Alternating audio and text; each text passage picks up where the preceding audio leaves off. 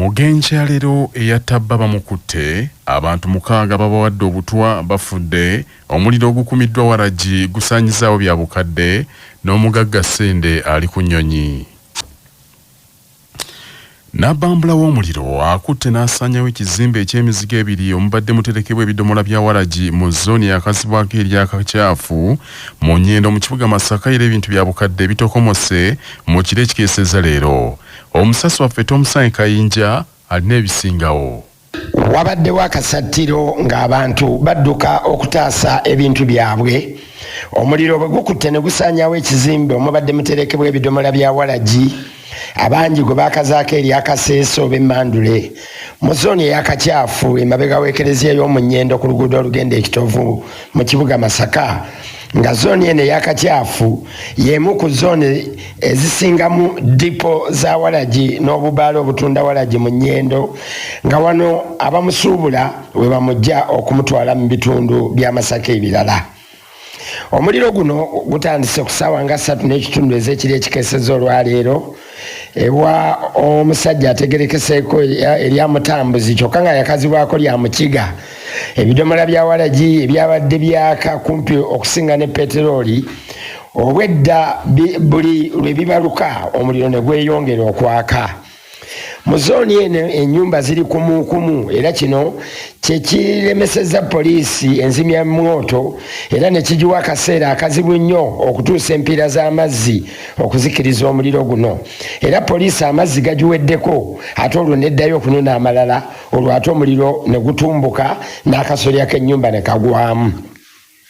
Kitwalidde poliisi kumpi essaawa 2:30 okusobola okuzikiza omuliro guno n'okutaasa ennyumba endala eziriraanyeewo, wabula nga wabaddewo akasattiro n'eddukadduka ng'abantu ku mayumba n'obuzigo obuliraanyeewo nga bafulumya ebintu babikasika ebweru si kulwa ng'omuliro nayo gutuukayo.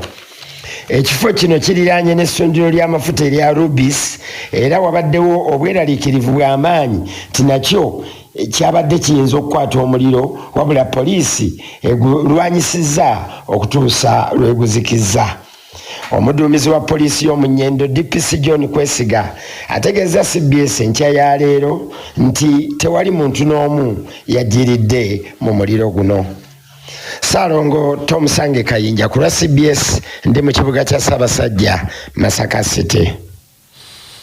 Webale Tomusange Kayinja. President Yoweri Museveni Kaguta agambye nti gavumenti ye eteeseteese okuzimba amatendekero g'ebyemikono mu buli kanyomero ka ggwanga mu kayifu okulwanyisa ebbula ly'emirimu naddala mu bavubuka abaakafuluma amatendekero aga waggulu. Bino omukulu abyogeredde Tooro ng'aggulawo ettendekero ly'emikono erya Tooro Zonal Presidential Industrial Skilling Hub gye yatikkidde n'abavubuka abakuguse mu masomo g'ebyemikono omuli okutunga, okufumba keeki, okukanika n'ebirala, n'ategeeza nti ekigendererwa ky'amatendekero gano be bavubuka okufuna obukugu okusobola okweyimirizaawo. Omukulu yagambye nti tewaliiwo nsonga lwaki Uganda ekyalagiriza ebintu emitala w'amayanja omuli ebibajje, engoye n'ebirala, nga Uganda esobola okubangula abaana baayo ne bafuna obukugu ne babikolera kuno. Agambye nti Presidential Industrial Skilling Hubs ezigenda zikolebwa zituukiriza bulungi enteekateeka gya zeerafuubanira eya bonna basome, kwe kulabula abaddukanya amasomero ga gavumenti beewalire ddala okujja ssente ku bazadde. Ndio Fort Portal hati ni city kafoka city Fort Portal nambara ni city ziongee city ikiinsa kivuga kwa kujifora city sente zo kutekamo ziba nyingi konko musita omu harimo obwana buno butasomere buno bijuremo nkabana abere hano abanako bijuremo so hati ni itu tukantu bakaguza tubanze ki okongera security ejo tulimo kugikoraho. Minisita by'enjigiriza n'emizannyo era mukulembeze gwanga Janet Kataha Museveni yagambye nti amatendekero g'ebyemikono obukugu begawa abavubuka bubayamba bulungi okubeera ab'omugaso mu nsi eno, kwe kubasaba okwongera okugettanira. Mwebali okukitangirira na lufundo mpango abakatooke sub-county nti basiima abalufundo egyo nyingi munonga emuli kwoleka government na president wa Uganda kandi ngenda kumusiima hata hamrundo ogu habwa initiative egi ya skills development. Abavubuka abaatikiddwa ku ttendekero eyo beebazizza President Museveni ne gavumenti ye olw'enteekateeka gye bagambye nti ebayambye okukyusa obulamu bwabwe. Olutalo wakati wa ssentebe w'ekibiina kya NRM atwala ekitundu ekya Buganda Godfrey Kiwanda Suubi n'omubaka wa Parliament akiikira Mityana North Ssaalongo Mohammed Kibedi Nseegumire lwongedde okukoleera kaakano Nseegumire Kibedi atabukidde mukama we amulangidde obunnanfuusi. Entabo eno yavudde ku Kiwanda okulangirira nti agenda kuwalaawala omubaka oyo amuwaabire mu bakulu ng'amulumiriza okuvuluga akalulu k'ekibiina mu kitundu ekyo. Omusasi waffe James Kana Sebuguzi kalutuvire ku ntono. Embiranye y'ababiri bano yatandika na kulonda okugenda maaso mu kibiina ki NRM nga ssentebe wa NRM atwala ebbendobendo lya Buganda Godfrey Kiwanda Suubi alumiriza omubaka wa Mityana North Ssaalongo Muhammad Kibedi Nseegumire okukulemberamu emivuyo egigenda maaso mu kulonda mu bbendobendo lino. Mu bingi ebirumirizibwa omubaka Kibedi kwe kuli okugulira abavunaanyizibwa ku by'okuwandiisa abantu mu NRM mu kitundu kino epeni ezisiimuula era nti buli yagendanga okwewandiisa okubaako ekifo kyavuganyako bwe yazuulibwanga nti si muwagizi we ng'asiimuulwa mu kitabo kino. Ku lunaku olwokutaano lwa sabbiiti eno nga sinkanye abamu ku bannakibiina kye NRM nabo abagamba nti baali beemulugunya ku nkola y'omubaka ono Kibedi, ssentebe wa NRM mu Buganda Godfrey Kiwanda Suubi aliko obujulizi obw'amaloboozi obwamuweebwa bwe yagamba nti bwagenda okukozesa okugenda eri bakamaabe mu Seeke okulumiriza omubaka ono Kibedi olw'emivuyo gye. Odiyo eno y'emu ku gye ŋŋenda okutwalayo ng'obujulizi eri President chairman wa party kubanga mwami Bob oluvannyuma yatugamba nti mwami Kibedi yabagulya buli registra abadde ne peeni eyo ewandiika nga bwesiimuula. Mujjukira akatabo k'okwesimbawo kwabadde bakawandiisaamu peeni kye bayita expression of interest. Kati oba olaba mwenna bwe mwagenda okutuukayo nga temuliemu peeni gye baabawandiisanga yeeyo. Kyokka awatali kuluma yadde mu kigambo omubaka Muhammad Kibedi Nseegumire alumirizibwa ayambalidde mukama we Godfrey Kiwanda Suubi gwagambye nti ekiseera kituuse n'ekifo ky'alina ku Seeke y'ekibiina kyabwe kimugibweko kubanga obuvunaanyizibwa bwakyo bumulemye okukola bw'alemereddwa okulondoola enkola y'ekibiina mu bbendobendo eryamukwasibwa obwanga n'aboolekeza constituency emu eya Mityana North gy'atamanyi nti yamuvadda mu ngalo. Zonna achoku yagambye nti agenda mu Seeke. Nze neewunya nnyo kubanga Seeke member ayogera ku ripooti emu yokka eya constituency emu bweti ng'alina constituency ezisukka 50 kubanga ye vice chairman wa Buganda. Tetunaawulira ripooti y'e Masaka, tetunaawulira ripooti ye Utambala, tetunaawulira ripooti y'e Mubende wadde y'Ekyankwanzi wadde y'Ekibuga, wadde tetunaziwulira ku Nakaseke. Tuwulira ya Mityana North yo wakulemberawo kakitegeeza ne bwa Seeke nabo tabusaana. Kati awo alabika nti ali mu kyebikiro obubaka bwa Parliament bwagenda n'obwa Seeke nabo bukoze eki bugenze kubanga obuvunaanyizibwa tabulina. Kinajjukirwa nti ne mu kalulu ka 2021 ababiri bano Kiwanda ne Kibedi bali kumbiranye ey'amaanyi ennyo ddala era gye byaggweera nga Kiwanda Godfrey Suubi yali omubaka w'ettundutundu lino erya Mityana North mu kiseera ekyo apondoose n'ava mu kalulu n'akalekera Kibedi era ekigambibwa nti kye kyasobozesa ekibiina ki NRM okufunayo ekifo ekimu kino kyokka ku bifo by'ababaka ba Parliament 5 ebyalina okuva mu disitulikiti ey'e Mityana. Ku CBS FM y'obujjajja James Kana Sebuguzi Essingo. Manya obuvuna obuddo obw'eddembe lyo tonyigirizibwa ddembe lyo ery'obwebange. Ddembe lyo akutuusibwa ku langi wa Global aleetawo enjawulo ku bisenge. Weefunire langi ya Global ku hardware yonna ekuli okumpi. Global Paint, a reliable product. Nga bali wamu ne Baluswata Property Consultants batunda ettaka ku nguudo zonna eziyingira n'okufuluma ekibuga. Va mu by'ettaka lyakulukuta ennyumba ya kyama basange ku ofiisi yaabwe ekyengera opposite Orange City essimu 0704 80 M90.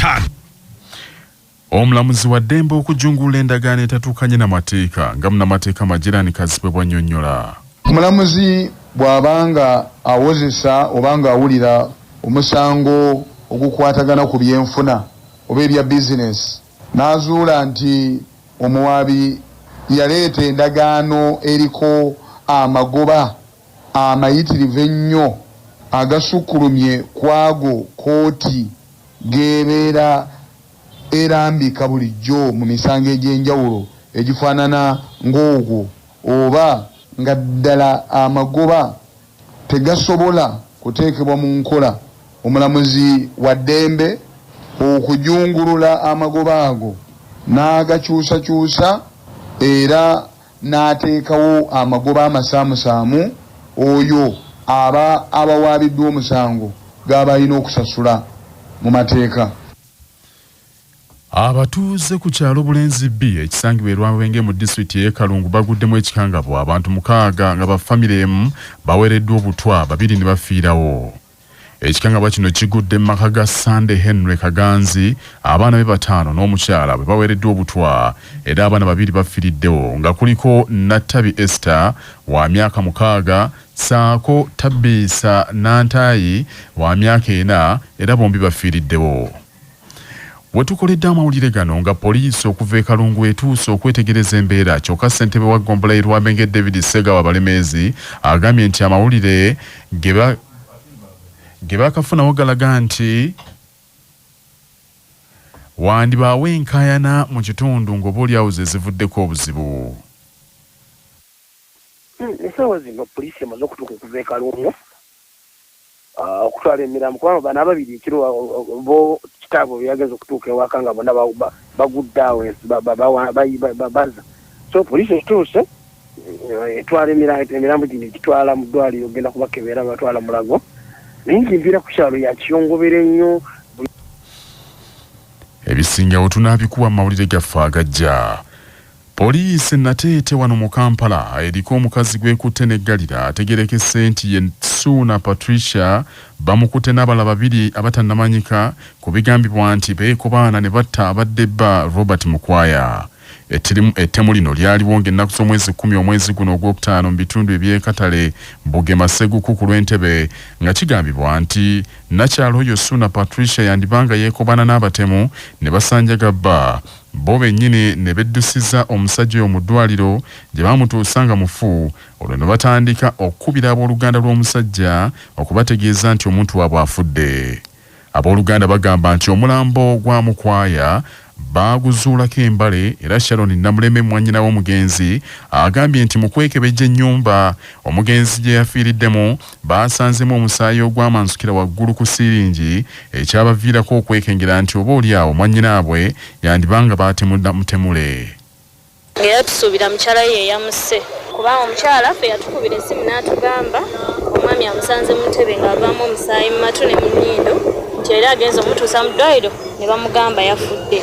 Naye ate twagenza okugezaako okwagala okukebera bode tulabe nga batubuzabuza tebatuwa lukisa bintu byakwebuzabuza okugenda okufuna oba obwenkanya ku poliisi tusobole olaba bode waakiri. Bode twagenza ogisanga eyinako embale mu mutwe okutu nga kwegamba baamutema.